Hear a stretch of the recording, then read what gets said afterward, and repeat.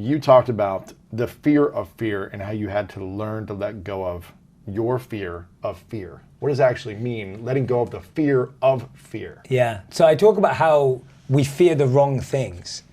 What do we fear? So most of us are fearful of how our friends are reacting, what's happening on social media, and what's the random bit of news that we heard. None of it is fact-based. That's one of the biggest issues that we have. Worry-based. It's worry-based, and it's also imagination-based. So we become fiction writers. We've all watched too many movies. Now we start writing these beautiful movies in our head. Well, not beautiful, scary movies in our head of what may happen. So our imagination, and Seneca said it best, we suffer twice. One in reality and one in imagination, right? We suffer twice. And this is the biggest... What actually happens to us, Totally. and then the story we continue to tell ourselves. Totally. Now there's this incredible study in the book that I have to talk about. So they took monks and they took non-monks and they competed against each other. They competed against each other, literally. So they put this plate where you experience heat. And so what happens is the non-monks touch this plate. Now this plate heats up gradually, softly, and then at one point it gets really hot for 10 seconds and then it cools down. And so what happened is that when the non-monks touched it, the anxiety and pressure and stress in their brain just triggered straight away, even though it wasn't that hot. It wasn't hot. It was heating, but it wasn't hot to do anything major to you. But the anxiety and stress in imagination or in anticipation went through the roof in the non-monks. Now this is what's fascinating. When the monks touched it, they showed that it didn't feel anything as it rose, but as it got to its highest, they felt physical pain, but they showed no trigger of emotional pain because they did not assign any emotional element to that pain. So my point with that is, you can look at the news right now and you can get scared straight away and get in complete freeze mode, feeling stuck, paralyzed, whatever it is, because what you're now doing is you're creating a story of what's going to happen. And that story... And you can cause sickness in yourself. You can cause sickness just by inside the story, yourself. not actually... The reality. The facts of the disease hitting you or something happening physically to you. Totally. And that story, again, can be used positively. So your story may actually be true. But if it's going to be true, now you can prepare. And that shifts you away from being scared because now you're preparing. Yes. And so the real You can be confident because you prepared. Exactly. And so we should be shifting our fear energy into preparation energy. Because what fear does is it keeps you locked there, right? We just feel stuck. I'll give you an example. Like when you were preparing for big games, when you used to play in the NFL, right? And you're playing American football against some of the biggest athletes in the world, it's like you can either sit there and be scared that you're going to play this game on the weekend, or you can prepare. And your confidence is in the preparation. So when people go, how do I feel confident right now? Are you preparing? Are you putting the reps? Are you putting the reps? Yeah. Are you building your immunity? Are you taking your vitamins? Are you drinking lots of water? Are you drinking lots of water? Are you taking the steps that are needed to prepare for whatever's coming? You will feel more confident that way. Yeah. Your energy changes how you show up. When you are happy, positive, optimistic, full of life, creative energy, you make amazing things. But when you feel negative, down, depressed, sad for yourself, low energy, you don't make amazing things. And this is not something new that I'm telling you, you know this. The challenge is we are not in a high energy state consistently enough to stay consistent on our goals, to follow through, to create the momentum. Because we allow outside forces as well as our internal voice to keep us small, to keep us protected, to keep us scared, to depress our courage muscle. And then even though you have great ideas and great ambitions and a great heart and a desire to serve, it doesn't happen. It doesn't happen because the energy isn't connected to it. If you've got a big idea but low energy, nothing happens. You don't follow through. And you end up seeing other people with a worse version of your idea but just more energy go off and do it. Have you ever seen it happen? You ever seen somebody make tons of money, have a huge impact off of your idea? Somebody with less heart and less vision and less creativity, but they just did it. They just got started. They just took action and just stayed consistent in their energy and they made it happen. And you didn't because you allowed the energy to dip. And so if energy is so important, then how do we manage our energy? How do we keep it high? And it doesn't mean that you always have to be on top of the world and you don't have to delude yourself and say, I'm amazing, this is gonna be the greatest day of all time. Like doing things that you don't believe won't help you get the energy that you need, because you'll do those things and say, this is BS, this isn't working. You don't always have to be in peak energy. But what you do need to do is be in the right energy to serve your mission and whatever you're doing today. So let me use me as an example, and today is a great example because I did not sleep well last night. Had 2.5 hours sleep, just tossing and turning and just could not get to sleep. So I slept from like 6:30 to 9 o'clock, did not sleep until 6:30 in the morning. And that is thankfully a rare occurrence. Most nights I get 8 hours sleep, 7.5 to 8.5 hours sleep. But on a day like today, when I woke up and did not have a ton of energy, I did not wake up and say, yes, I feel like crushing it, let's go. And I didn't want to do something that would feel fake and disingenuous, because if you don't believe it, then it's not going to happen anyway. So what did I do? Well, first off, videos have to happen today because that's part of my identity, right? So momentum has to happen.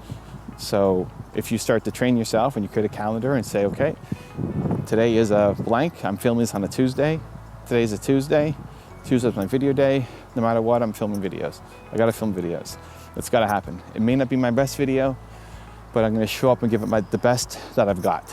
The best energy. This is a lot lower energy than I would normally show up with a video, but it's a different vibe. It's a different kind of energy, and hopefully it still serves. And maybe you like and connect more with this energy than Evan yelling in the car. I don't know, but videos have to happen, first off. Second, get outside. Get outside, get fresh air, get some sun on my face. If you want to change your energy, you want to shift where you're at and how you're thinking, because it's part physical energy, but also just mental energy. How do you feel about what you're doing and what's going to happen today? And getting out of your home, changing your physical environment, and getting some sun on your face can make a huge difference. So every morning I have my Believe walk, and I'm walking around the park, getting some green, getting some sun. Hopefully it's not raining. Today's a beautiful day. And already it starts to make you feel a little bit happier, a little bit more in the right energy space. Music is a great way to change your energy. And often what we do is we put on songs that make us feel how we currently are. So if you feel sad, you put on a sad song. If you feel low, you put on a low song. If you feel chill, you put on a chill song. Where what we want to do is, if you want to change your energy, put on the song that matches that energy. If you want to feel happy or upbeat, put on happy or upbeat songs. I have a playlist on my channel called #Believe, all caps on the letters, Believe. That's all of the songs that I listen to. And every day I've got that playlist going. I pick a random song and it just starts playing. And they're all songs that if they came on, it would make me move. And when you move, you start to change your energy. What I'm trying to do is, again, not create some fake energy, but something that I can actually connect with. I'm putting on songs that I actually like. I actually like having some sunshine on my face. I actually like doing the work that I'm about to do. But it requires you showing up with a certain level of energy. And then the last one is, who you're feeding your mind with, who are you around, who you're surrounded by, both the people in your life, actual humans, and the videos that you watch or books that you read and podcasts you consume. I remember on the weekend, and you got to guard against this, it's crazy. So on the weekend, I went to go meet an old family friend, and he just had a lot of limiting beliefs about him and what he's creating and where he wants to go. And it wasn't meant to be a coaching session. I'm not there to help him, but just a really negative, low energy on a weekend. And that's not usually part of my routine on the weekend. And so I go to meet him, and my whole day ended up being thrown off until I caught it at night to say, why am I so low and negative today in comparison to what I would normally be? And I thought back, like, oh yeah, you know what? Ever since I went to see him, I was fine in the morning. I went to see him, and it had this negative ripple effect. You can have a positive ripple effect on people. You watch a video and it can have a positive ripple effect on you, but there's negative ripple effects too. And the people who you're surrounded by, who you're hanging out with, or you're watching on YouTube or podcasts, etc., they can have a negative ripple effect on you as well. And so he had this negative ripple effect on me. that lasted almost the whole day until I caught it in the evening. I said, this isn't what I want. It's not even my voice. It's like his voice planted in me. Why am I feeling this way, thinking this way? I don't like it. And so it became a conscious choice, and I applied a lot of the same things. I got it, I went outside, reset, get some fresh air. It always helps me. Put on some music, songs that I actually like, not some fake song that somebody else likes and says, dance to this, it'll make you feel good. Songs that I actually like. There are some songs that if it came on, it would make you move. It doesn't mean you get up and dance and go spastic and crazy, but there's some songs that if it came on, you would bob your head, or you would tap your feet or bounce your knee. There's some songs that would just make you do that, right? So put on one of those songs. It would naturally make you feel happier. So I did that too. And then in terms of just guarding against people, I made a note that, hey, the next time I go see this person, he's a family friend. So the next time I go see him, which isn't that often, but still, the next time I see him, I need to remind myself of this. You know, that I need to have my shield ready. I need to give love as much as possible, and I'm not going to allow his negativity to break my shield, you know, to permeate through. And so the more that you can catch those things, the more you'll stay in a more energetic state.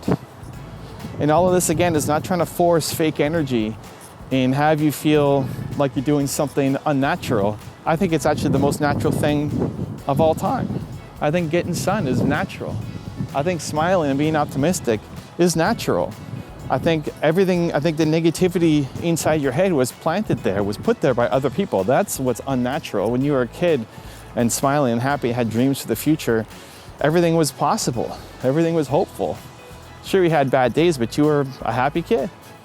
And all of those dreams and positivity get squashed out of us by other people who hate their lives. And so I think having energy is actually the most natural thing. Not every day has to be on top of the world, but having positive energy is natural. Having sunshine and leading to happiness is natural. Putting on music and dancing and moving is natural. Being around other positive, optimistic, happy people, when you're around them, you'll naturally be more positive, optimistic, and happy. And so it's about finding what is a natural flow for you. That when you do these things, it brings out a better energy in you. It brings out a happier, more positive, more optimistic you. And if you know what some of those things are, you can copy my list if you want, some of them, right? Sunshine music, videos. Then put it into your daily routine. Put it into your daily calendar. Every day, this has to happen. Because if you did the thing, just imagine this. You've had days when you felt energetic, and you've had days when you didn't, and everybody would give you the out, right? Like a day like today, 2.5 hours sleep, everybody would give me the out. It's like, it's okay, you don't have to do it. There are days when you need to bring the energy. If you did that every day, just imagine, for the next month, every day, you did the thing that puts you in a better energy state. Not that you're on top of the world and then a fake high every day, but a better energy state. You did the thing in the morning that puts you in a better energy state for the next 30 days. How much does your life change? How much does how you show up change? How much does the work that you do change? How much does your bank account change? How much does the impact you're creating change? How much of a better father or mother or husband or wife are you because you're showing up with more energy, more positive energy? I know it's inside you. That's why you watch. If you're subscribed to this channel, you're a good person. You got a big mission. You want to help people. But if you are in a low energy state, you can't not only help others, you can't even help yourself. And so that's how we start to shift it. By pouring into yourself, it allows you to pour into others. By creating more positive energy for yourself, you create more positive energy for all the people around you too. Also, to make sure you're actually taking action after watching this video, I've designed a special free worksheet just for this video. The worksheet will highlight all of the lessons learned in this video, as well as pull out our 3 favorite learnings and quotes that will inspire you to actually do something. The worksheet will also give you space to write down what your key takeaways are and your specific plan of action to make sure you're getting results. If you want the worksheet designed specifically for this video, absolutely for free, there's a link in the description below. Go click on it and start building the momentum in your life and your business. I'll see you there. We spend or waste so much energy focusing on the success of others that we don't spend enough energy focusing on developing our own success. Imagine all the energy you're channeling towards someone else's success and just going, how comes they have that? And you could channel that and say, actually, how do I create meaningful relationships in my life? How do I create relationships that I'm happy about? Just that switch completely changes the course of your life, right? Completely. That's all the switch that we need to make. And that's the switch where your intelligence leads the mind rather than the mind leading the intelligence. When the mind leads the intelligence, the mind gets caught in that web of the mentality that, oh, I don't have enough. I'm not good enough. And that's one of the interesting things, that there's no limits on the amount of holidays you can take. There's no limits on the amount of billionaires in the world. There's no limits on the amount of millionaires in the world. There's no limits on the amount of successful people in the world. There really isn't, right? There's nowhere where it says that there will only be 100 millionaires on this planet. There will only be 10 billionaires on this planet. There aren't rules like that. They're not written anywhere. But we tell ourselves there are. We make ourselves feel that there are. So we constantly put ourselves into this victim mindset where we feel, oh, but that doesn't happen to me. That doesn't work for me, right? That's not going to happen for me. So we need to remove that. And that's the mind leading. When the mind leads, it tells us there's a limit on success. There's a limit on this. There's a limit on that. If that person has it, I can't have it. Now, that's not true at all. If your friend just went on a nice holiday to Mauritius or Thailand or wherever it is in the world, that doesn't stop you. Okay, you can't have their seat on the plane that they've booked, given. But there's so many other seats, there's so many other flights. And we've got to start recognizing that. We've got to start connecting with that. And that's where we shift from the mind leading our dialogue to the intelligence leading our dialogue. The intelligence leads with insight. Let me be compassionate towards myself. Let me be conscious. Let me care. The mind leads with impulse or ignorance and takes us down the wrong route. Imagine you've got two friends. You're sitting with two friends, right? One is the mind, one is your intelligence. Your intelligence will be stronger based on what you read, what you absorb, that tofu soaked in your intelligence, what you're taking in every day, what you're thinking about. That's when your intelligence gets stronger. It's the one that you feed, right? The one that you feed. Are you feeding your mind or are you feeding your intelligence? Ask yourself that question right now, right? How many of you are feeding your intelligence on a daily basis versus your mind? The one you feed more gets stronger. Right? The one you feed more gets stronger. The one you feed with more intensity, more absorption gets stronger. I think washing your dishes is something everyone does every day, or it's a common thing that people do. And you've got to realize that what you're doing is not washing the dish. Like, in terms of, that's not actually what you're doing. What you're doing is training your mind for presence. And the reason why that's so powerful is because most of us, when we're washing the dishes, I need to watch that Netflix show. I've got 30 minutes before, like, I'm going to sleep late if I don't see it. So now you're already trying to figure out what you're doing next. And that bleeds into the rest of your life. So now when you're finally on that, guess what? This is it. Everyone's going through quarantine and lockdown going, I need to travel. I need to travel. I need to get out. And when you live like that, when you're traveling, you'll be thinking, I need to do work. I need to get back to work. I need to get my career back on track. And then when you're at work, you're going to be like, I need to get away again. And that's literally the repetitive cycle that we're all living in. So when you're just washing your dish in a present way, you're not washing a dish. You're training your mind to be where you physically are. And the best way to do that is give it meaning, like you said, or do something that makes you more present at the time. You could, if you really wanted to, wash the dish and listen to your favorite song. You could wash the dish and listen to this podcast. You could wash the dish and do something that is good for your mind that helps you be more present and conscious at the time. So you may say, Jay, I don't have enough time to wash the dishes for 10 minutes, like one dish for 10 minutes. And I'm not asking you to do that. What I'm saying is, don't constantly be in a rush to get onto something you want to do, because then when you're doing what you want to do, you'll be in a rush to get onto the thing you have to do. And that cycle never stops. And I think that's the never-ending cycle that we're in, that we always feel we're ahead or behind. We always feel we're never where we're meant to be. And that's the root of all of our suffering in life. is that I don't feel I am where I actually am meant to be. Don't settle. Like, just don't settle. Don't think that you're at the peak of what you were meant to do, because you probably don't know unless you try. And so for most people, I feel like just don't settle, because I think we just give in too early. And don't settle for service, right? It's like, that's the reason, that's the intention. It's like service is the one that's pulling you along. And so don't settle for service. The world needs service. The world needs your service. The world needs your genius. The world needs your passion. And you just don't know it yet. And the day you realize it, you'll be grateful that you went the whole way. As I know, I feel, I look back and I'm just like, God, like I would have just been sitting there working in a corporate job and not known all the people I know now and connected with this amazing community and met you. I just wouldn't have had it. And so if you didn't go for it. If I didn't go for it, if I just settled that my service was this. So don't settle for service. Service deserves the best of you. When I take a 10,000 foot view of who you are and what you do, it seems to me that your gift or your real facility is this facility for taking ageless wisdom, these spiritual precepts, these philosophical tenets and ideas, and translating them in an entertaining way and a digestible way for a very broad, mainstream and perhaps young, audience. Is that fair?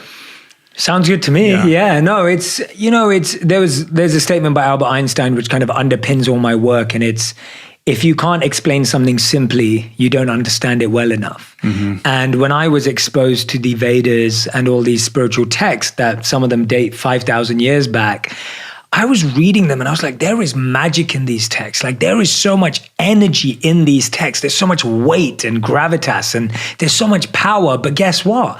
Most people will never be able to experience it because it's in another language. And when I say another language, I don't just mean Sanskrit or Hindi or, Chinese. I mean another language of it's speaking to a different age. And there's beauty in that. And I love that. And I appreciate that, but I could see that I wanted to try and see if I could explain these things to people that I grew up with. And I was always connecting with the person who grew up in London. I'm born and raised in London. I grew up liking anything an average Londoner is into. But I got so fascinated because of the way the philosophy was presented to me, and I felt a responsibility to want to do that for others. So yeah, I think that's a pretty good breakdown and 10,000 foot view. And I appreciate you saying that, because that's what fascinates me. That's where I get my buzz from, is how do I read, study, and learn so that I can share, support, and serve? And that's where I get my meaning from. The challenge is that we think things come with emotions. Feelings. We think things come with feelings and emotions. And guess what? They don't. So if you chase money... Well, they might for a moment, right? Or they won't? I don't think they even do. It's a false sense of It's such feeling. a false sense of feeling. I don't, maybe for a moment, but it's so short-lived that it's not even worth counting almost. So it's like, when you think that I'm chasing money, guess what? You will get money. Yep. And that's great. Money is really important. And money is a really important resource. But guess what? Money's not now going to fill that gap, that void, that feeling, that emotion that you're missing in your life. What are most people missing? We're missing a deep sense of love. I think the biggest need in the world, as we've heard many times before from all the ancient texts, they summarize it like this: to love and be loved. Like, that is the need of humanity, to love and be loved. And when we don't experience that, we then start looking for status. We then start looking for money. We then start looking for recognition. To help us give the feeling of false sense of love. Correct. And the challenge is, because most of us didn't experience that from our parents, and this is the key thing, what we crave in life is what we did or didn't get from our parents. What our parents did give us is what we continue to crave, or what they didn't give us is what we continue to crave. So you'll find that most people's love languages that they chase are things that their parents didn't give them. So if their parents didn't give them time, they now crave everyone's time. If their parents didn't give them gifts, they crave gifts. If their parents didn't give them acts of service, they're craving those acts of service. So it's because of our childhood.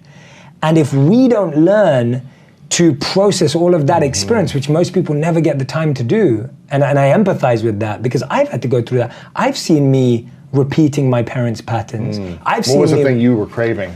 So I would crave a big thing for me was I would crave surprises and gifts because That's your thing. Yeah, that's my thing. Still is your thing. It's still my thing. Yeah. And I Did your parents not do that for you? No, they did. My mom did a lot of it. That's why you still crave it. Correct. So my mom would always, every year on my birthday, she'd always surprise me with the one thing I wanted. And I wasn't spoiled growing up. I didn't have a lot growing up, but she would get that one thing, whether it was like a Power Rangers toy or whether it was whatever it was, you know, something, you Video know. game. Yeah, thing is you want as a kid, right?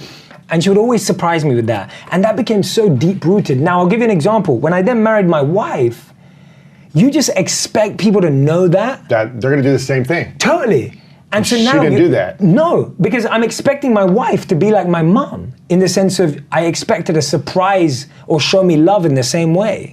And she doesn't know that. She's not a mind reader. I can't expect her to know that. So it took communication. It took time for me to explain that. So anyway, I think that's where it stems from. That desire, it doesn't come from any, you can say it comes from society and education. Of course it does. But I think the deepest place it comes is what your parents did or didn't give you. That's where it comes from. Yeah. Something that happens is you have to surround yourself by peers in a space too who understand you and don't see you as competition. And that's really hard, and it's like a fine line. I genuinely believe that collaboration wins always. So my whole approach to most things has always been, hey, I want to collaborate with you. Whether I'm bigger on social media or smaller on social media, I'm just like, I just want to work together because I think that's going to win long term for all of us. Both, not just in terms of success and numbers, but more in terms of, I want to be friends with you. And so I reach out regularly to people that I admire in different ways. And I reach out to them and say, hey, I'd love to get to know you. I'd love to learn from you. I'd love to connect. I'd love to be a friend. Like, not I'd love for you to teach me how you do this. And if that comes naturally from that relationship, amazing. If it never evolves into that, I've just got a great friend who now gets me. So I try and make friends in two areas. One is in an area of people who understand my life, because I feel the conversations you can have with someone who does exactly what you do are just so great because they already get you, right? And someone that I had on my podcast lately, her name's Lily Singh, Superwoman. She's become a recent friend. She's been incredibly and is incredibly successful on social media. She's using her platform for doing amazing good in the world. And she was someone I reached out to because I was just like, hey, like, you've been doing all of this for a while. You started on YouTube a lot longer than I did. And I would just love to connect from you and hear from you. And she's become an incredible friend. And we've just been sharing ideas and learning together. And it's like, that relationship's awesome. And then at the same time, I'm trying to find people who are not in media. So I still have friendships with the monks back in India. And I just spent January in India for a month. I was meditating again for roughly about 21 days. And I have them in my life because they remind me of like the roots and they remind me of the truths that bring me back.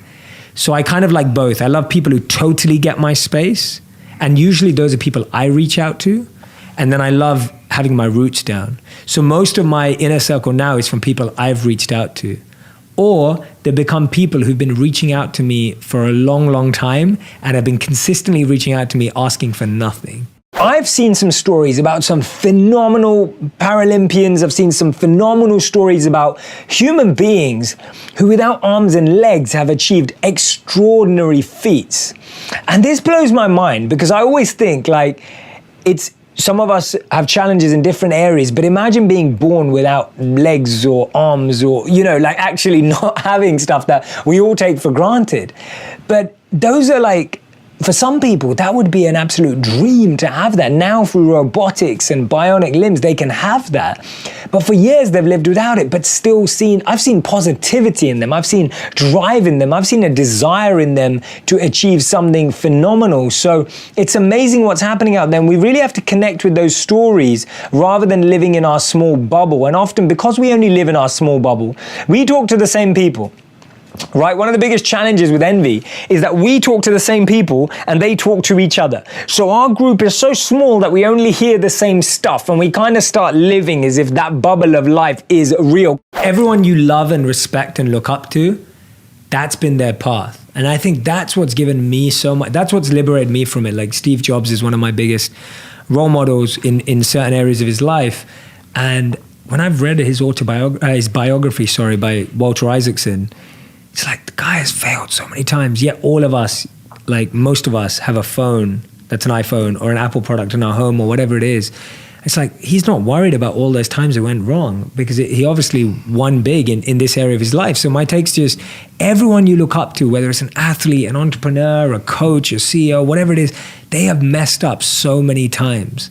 And just know that. So when you're messing up, you're on the path. Like, you're on the same path, right? And I encourage people to share what they're failing at too, because it just helps. I'd say I was quite rebellious and independent even as a monk. A lot of part of a monk's life is conforming and accepting authority and following a path. And those are all beautiful things for people who like those things. For me, it was a great training ground and a great system of giving me abilities and skills and habits that I didn't have before.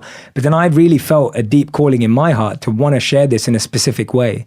So I kind of feel dragged to do what I do now, because it's so deeply in me to want to make things relevant, non-sectarian, universal, and accepting of all truths and paths. It's just there, and I can't ignore it. And I got to a point in my monk life where I just felt I can't ignore this desire to want to go and spread this wisdom and insight in a way, independently, in a way that I feel will work and help people, from an impact point of view. And so that was a big part of it. I usually write down each option that I have in life. And I think we all have different options in life. And then I'll place a word above it that feels like the right emotion. So either it can be fame. I could be doing something just because of ego and fame. I could be doing something out of love. I could be doing something for money and stability. I could be doing something for inspiration and passion. So I try and define why. It's defining that why, that intention behind it. Like, why would I take that extra flight off to Singapore? Oh, because I'm going to make X amount of money, right? Like, and literally, when you look at your life like that, there you go. And then I'd be like, okay, that's a weed. Now, can I transform it into a seed? Is there a way for me to make it more intentional, purposeful, and conscious? If I can, that's amazing. I'll do that. But if I can't, I need to stop taking things like that into my life. And now I understand, for anyone listening, there are times in our life where money has to be the motivator, because we need security, we need stability. But when you do it intentionally, at least then you don't expect that thing to bring you the greatest happiness, because you know what purpose it's serving in your life. So I know a lot of people who'd love to quit their jobs and live their passion. But I'm like, no, but you know why. If you know why you're doing the job you're doing, you won't expect it to make you happy. You'll know what it serves, right? What role it serves in your life. In shamanism, we have this viewpoint that spirituality is not separate from life. It means it's someone who's spiritual, even if they don't meditate or work with crystals or do any of these things, it means they're willing to evolve. I want to know what your thought is about that. Yeah, I completely agree. I think that's beautiful and completely aligns with me. I don't think, we look at everything about, what can I learn? And actually, half of learning, in my opinion, is really unlearning. Everyone already has the answer inside of them. You're not really learning anything new. You're just trying to get rid of all the bad lessons you learned. And everyone has that. So it's not so much about like, is this person going from here to here? It's not really that. It's like, is someone going from here to here? And for me, one of the ways I've always thought about is you can't take the world further than where you visited internally. So for me, every person that we're meeting already has that journey right there. And all you're asking them to do is look inwards as opposed to outwards. So no, I completely agree with you. And I think that's a beautiful point that you've shared. And I think it's something nice for us to know so that we don't judge and label people. We don't walk around and think, those are spiritual people. Those are not spiritual people. Because, we're all spiritual people. And it's just that some are covered. It's like the sun's always out, but often it's covered with the clouds. Rarely here, a bit more lately. But the sun is always out. It's just get covered by the clouds, and that's us. We've just been covered. And we get covered by those clouds, and they cloud our identity, they cloud our perception. And so all we're doing for ourselves and others is clearing out the clouds. And the more we do that for ourselves, the more we can do it for others, and the more we do it for others, the more we do it for ourselves. In 2016, I moved out to New York. So just let me paint a picture of 2016.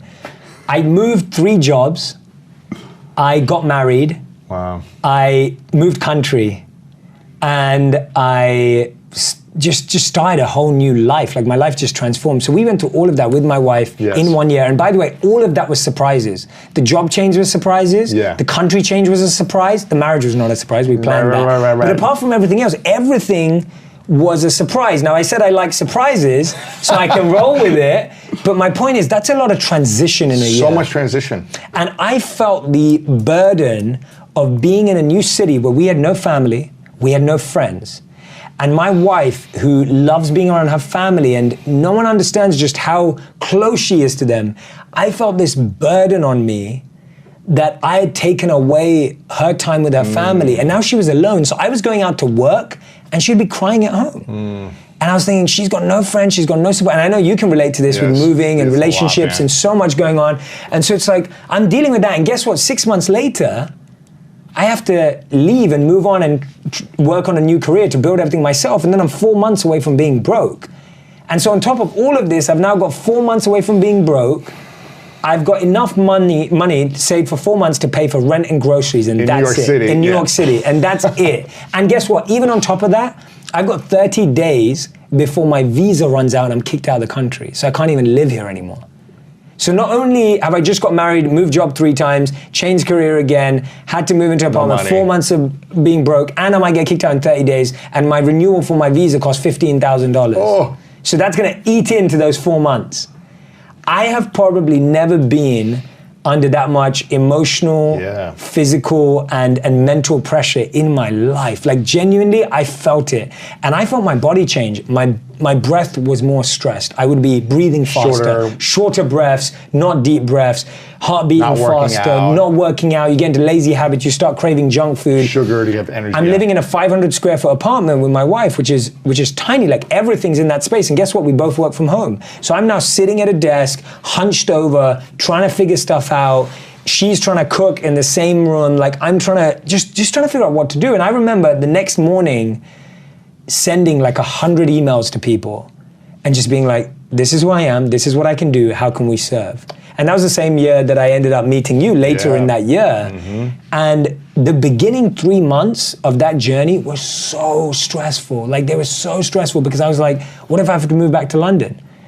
What am I gonna say to her parents? I mean, I just took their daughter away. Like, just got married. I've lived in New York City for 6 months and my life's falling apart. Like, you know, so much. And I've got all these views, but there's nothing happening. And we met. But you also, I mean, at this time, you're also growing so much. How are you able to create and reach this impact with your videos as that's growing while you're under so much stress and uncertainty? And I stopped a bit at that time. Like things slowed down hard. Like things slowed down. I remember that. I wasn't creating as much as I was because I don't enjoy creating from stress or pressure. And I don't think you can really create something from stress and pressure. So we really slowed down at that time.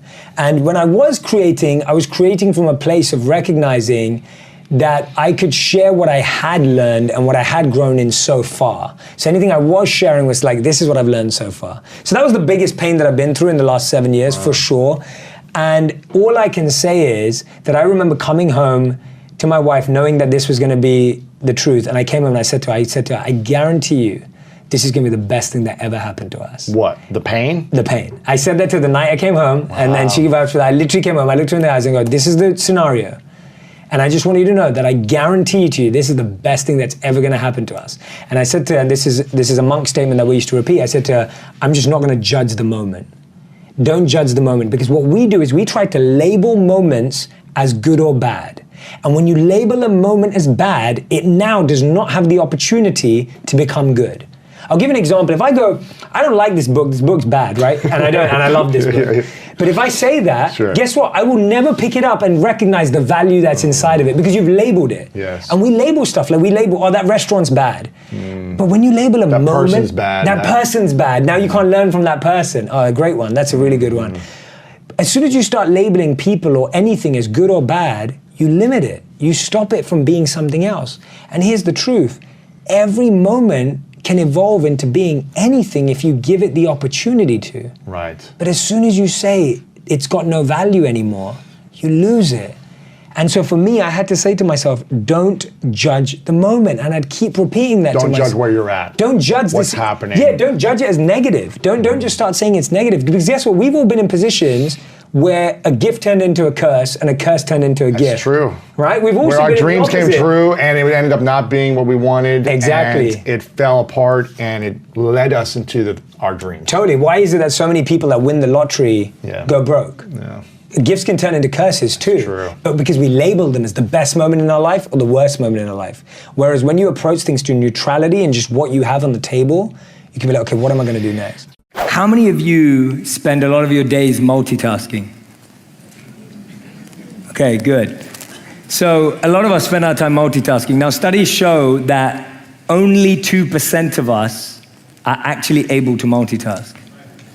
And when most people hear that, they're like, yeah, I'm in that 2%. That's me, right? I'm in that 2%. You're probably not. I'm not, because it's only 2% of the global population of the world. Multitasking is a myth. And I find that as spiritual activists, as conscious change makers, as change agents of the world, whatever you want to call yourself, all of us, one of the biggest mistakes we've seen, and this was the quote that I shared and a thought from Martin Luther King that I've really held close to me, is he said, those who love peace need to learn to organize themselves as well as those who love war, right? Those who love peace need to learn to organize themselves as well as those who love war, i.e., people who are trying to build destruction in the world and distractions in the world are highly organized, highly focused, highly data-oriented, highly strategic, highly process-driven. And so we have to be the same. And when you spend time with Vision or you spend time with the Mind Valley team, you realize their success is intuitive, it is deep, it is full of love, but it is also highly strategic, it is also highly focused, and therefore it's effective. And so for me, my plea to all of you and to myself is whatever we're gonna do, let's get really strategic about it. Let's bring sincerity and strategy together. Let's bring data and dynamism together. Let's bring intuition and insight together, right? Let's not look beyond that and think, oh, that stuff's gonna work out because my intention's nice, right? Your intention's not gonna run a mile, but it will help you run the marathon. But it's not gonna run that mile that you need to do right now. And so for me, intention and action, intention and attention, both of them are required. And so my recommendation is whatever your dream is, whatever you're inspired by, whatever you think is gonna have a positive impact on the world, bring both to that, right? Don't settle for one or the other. One of the biggest mistakes we make is that we confuse inexperience with being unqualified. So because we've not tried a lot of things, we just naturally believe that we can't be that good at them. So if I've never spoken on a stage, I just think, oh, I'm probably not good at that. Or if I've never played golf, I'd probably think, oh, I'm probably not good at that. And so we start writing off things without even trying them. So the best method I can share with someone is take the next month, take the next 4 weekends in the month, that gives you 8 days, and get really tactical. Every single day. That's why you're playing tennis a lot right now. Yeah, playing tennis. Take the 8 days, go join a course, an online course, a workshop, go and shadow a friend, go to a seminar, a conference, go to reading a book, listen to a podcast. Go and expose yourself to 8 different things in a month. 8 different things? 8 different things in a month. And guess what? In a month, you will have learned what you probably would have learned in 8 years, because most of us test one new thing a year. Maybe. Maybe, if that, exactly, right? Like some people don't even do that. But if you do 8 different things in a month, and this is how you have to see it. If you went to 8 different restaurants in a month, you ask yourself after you eat a meal, like, I had that burrito or I had that taco. Did I like it? Right? The first question you ask yourself is, did I like it? You gotta try it first. You gotta try it first. You gotta go to the restaurant. Yeah. There's no point. So you gotta say, did I like it? The second question you ask yourself is, why did I or why did I not like it? Like, why is so important? And I think too many people just go, I like it or I don't like it. Why didn't I like it? And the third question you have to ask yourself, really, really simple, is, do I want to do it again?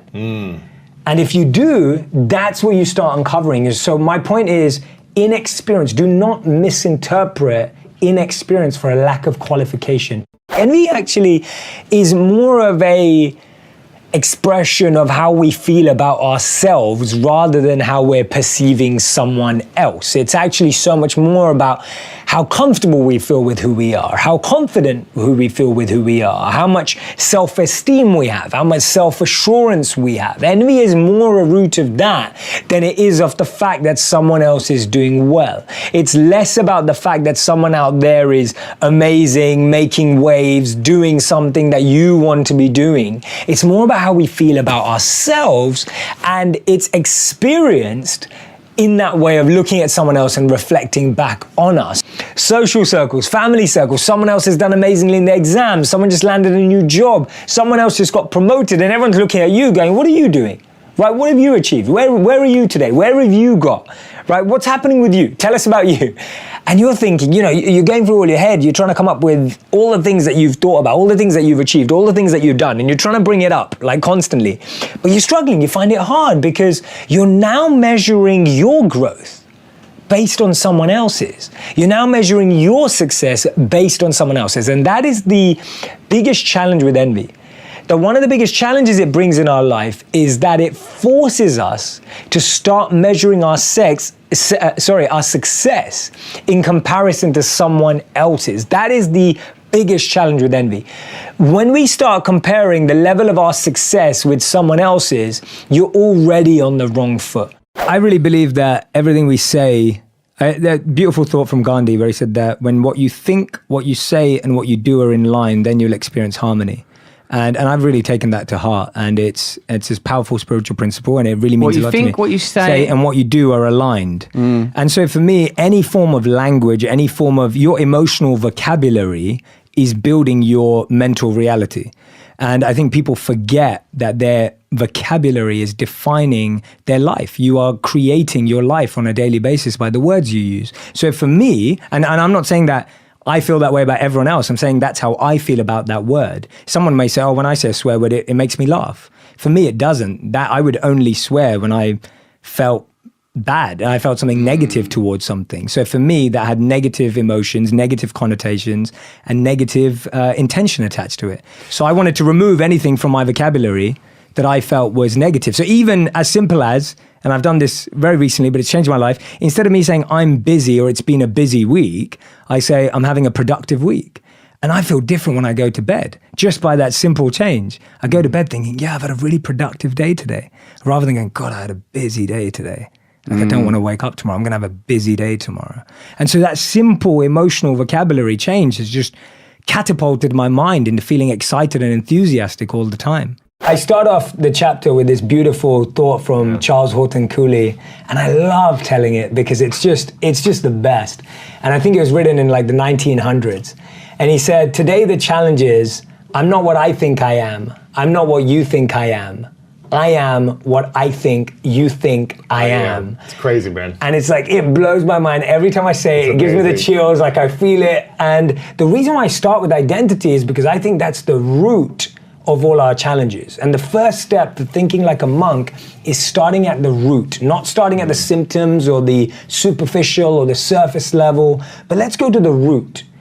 If you're playing a role, if you're wearing a mask, if you're dressed in clothes that are not yours, then you end up living a life that's not yours. And in the book, I give this example of method acting. Yes, with Daniel Day-Lewis. Yeah, I'm a massive movie junkie, and I love method actors. So people like Heath Ledger, of course, from the Dark Knight series. You've got Jared Leto. So Jared Leto, when he played the Joker in, this is not in the book, in Suicide Squad, he used to send dead rats in the mail to his co-stars. He did not. He did, because he was trying to get into the mindset of how someone that perverted would behave. And then Daniel Day-Lewis, when he was filming for Gangs of New York, he's actually wearing these coats that are centuries old so that he can get into character when he's off camera. Yeah, when he can feel it, right? He's not wearing watches. He's not carrying around his mobile phone. They're speaking in the accents. And he talks about how he actually went crazy. Because guess what? When you fake being someone for so long, you think it's your reality. And that's what happens to all of us. We play a role at work, we play a role at home, we play a role with our family, we play a role with our friends, and then we think that role is us. Right. And we lose ourselves. And to me, that is the core reason why we're chasing things that are not important to us. We always have been trained to focus on the result. So people ask, what do you want in life? And I'm like, forget that. That's the worst question to ask someone. Because when you ask what you want, that's when the ads come in. And you're like, oh, I want that car, I want that home, I want that dress, I want that body, I want whatever it is. My question to you is, what do you want to wake up and be every day? Like, what do you want to wake up and do every day? What's the process that you're in love with? So we're thinking about the result, whereas my question is, forget the result. What's the process that you're in love with doing? So start there, first of all. Don't start your journey of saying, I want to be a movie director because I want to hit the blockbuster charts. I want to do this. Don't make it about that. Like, don't be like, I want to be a singer because I want to be Ariana Grande, right? Like, that's not the point. That's just a result. Do you love singing every day? And I realized this with a very honest question to myself. I'm really passionate about football, soccer. I absolutely love the game. I grew up on it. I'm still a huge fan. I missed out on it when I was a monk. I've been catching up ever since. Any football game. I was just in London last week and I made sure I went. Couldn't see a game live, but I went and watched it at a bar in London, and I love the energy. I'm so passionate about soccer. I don't have what it takes to be a soccer player. Yeah. Like, I do not want to wake up at 4 a.m. I wake up at 4 a.m. to meditate. When I was a monk, I wake up at 5:30 a.m. now to meditate. I do not want to wake up at 4 a.m. to go out on a raining pitch and play soccer. Mm-hmm. Like, I don't want to be in the gym for 4 hours a day. I want to meditate for 4 hours a day, but I don't want to play soccer for 4 hours a day and then be in the gym and train. I'm not envious of any athlete in the world because it takes a different type of mindset. I was really shy. I didn't enjoy stages. I didn't enjoy speaking. My parents forced me to go to public speaking and drama school. So I spent 14 to 18 in public speaking and drama school. Changed my life. I did not know what I wanted to speak about. So even when I finished at 18, I still didn't like going on stage because I didn't have anything to talk about. So now you've got the tools, but you haven't got the passion. So I developed somewhat of an expertise in 4 years, but I didn't have what I was passionate about. And then when I became a monk, I was like, this is it. This is why I went to public speaking school, because I love talking about philosophy. I love talking about science. I love talking about culture. I love talking about life. I love talking about growth, etc., the mind. So I got what I was passionate about when I became a monk. So for me, the process came from 4 years of consistent public speaking school. Like, it changed my life.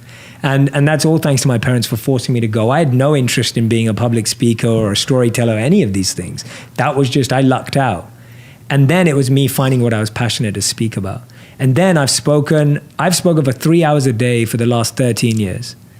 And I spoke to audiences of 0 all the way to audiences now of thousands. But when I first started speaking, I remember I was invited to speak at a university where I wasn't getting paid for. I was like 20 years old. I was invited to speak to this university. No one showed up. Twice. So they organized 2 events for me. I was meant to speak about life, philosophy, etc., all the kind of stuff I speak about now, and 0 people turned up. And I practiced my speech both times to an empty room as if it was a packed room, because I was like, I'm still going to practice. And so for me, having done this for 3 hours a day for the last 13 years, that's now being gratefully received online. So I'm very fortunate that it's shifted from an offline world to an online world, which we can dive into. Yeah. But the point is, it's been my absorption and addiction for over a decade now. In the hope for money, in the hope for success, we end up chasing the wrong things and we make a mess. We end up with less than we started with, end up with more issues than we bargained for. Whilst climbing that ladder and that stairway, we forget why we started climbing in the first place. Once, the king of Bhutan was asked by an interviewer what the GDP of Bhutan was. He was surprised and shocked. He replied by saying, in Bhutan, we don't just measure the GDP, we measure the GNH. Instead of just measuring the gross domestic product, we measure gross national happiness. In the process of getting older, we forget the real goal of life. If you could make a little less and spend more time doing what you love, would that make you happier? Don't trade your happiness for what you think you need. Things can never make us happy because they're temporary and limited, but experiences can last forever. Too many people are working hard on things they don't love, to spend money they don't have, to buy things they don't need, to impress people they don't like.